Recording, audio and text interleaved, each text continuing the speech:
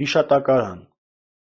Ես անձևյաց եպիսկոպոս Տեր Խոսրովի որդի Գրիգոր քահանաս Նարեկից հայոց թվականության 426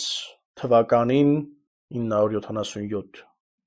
Աբուսահլ Համազասպ թագավորի որդի և քրիստոսապսակ աստվածասեր Գուրգեն արքայից հրաման ստացա մեկնելու Սողոմոնի ահարկու խոսքերը և բացահայտելու նրանց խորքում ծածկվածները, որոնք ունկնդրելն հաճելի է, քանզի Փեսայի և հարսի մասին է ասում, որ վերաբերում է ստինգներին և կարմրած շրթունքներին, այտերի գեղեցկությանն ու ցանկալի աչքերին, քրոջը եղբորորդուն և օրիորդներին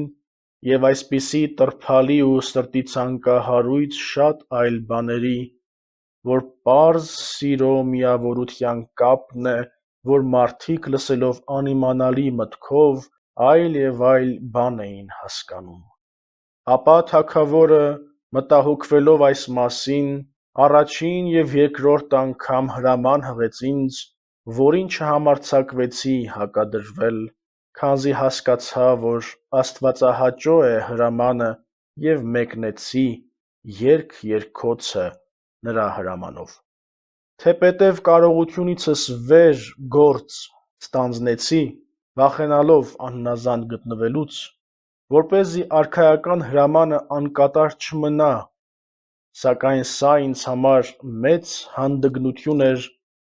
և ամենքի կողմից շատ բամբասանքների արժանի, նաև աստվածային պատիժն ակնկալելի էր: Սակայն երկու կողմից էլ, աստվածայինից և մարդկայինից, աչքի առաջ ունենալով թագավորական հրամանը, կարծում եմ արդարանալի է, որովհետև իր իսկ Քրիստոսի հրամանն է հնազանդ լինել թագավորներին ինչպես Աստծուն: Եվ ով որ հնազանդվի, Աստված իրենը կհամարի նրան, իսկ ով անհնազանդ գտնվի, նրան ևս իրենը կհամարի: Ուստի աղաչում եմ ընթերցասերներիդ, որ չմեղադրեք ինձ իմ արժանիքներից վեր գործ ձեռնարկելու համար,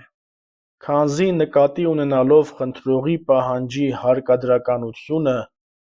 միայն հարկապահանջ խնդրողի համաձայն չկարողացա վերջացած համարել, այլ հուսալով առ Հոգին Սուրբ, մտածեցի, թե չի անտեսի աղաչանքներս: Սկսեցի աղոթքով և արցունքով խնդրել,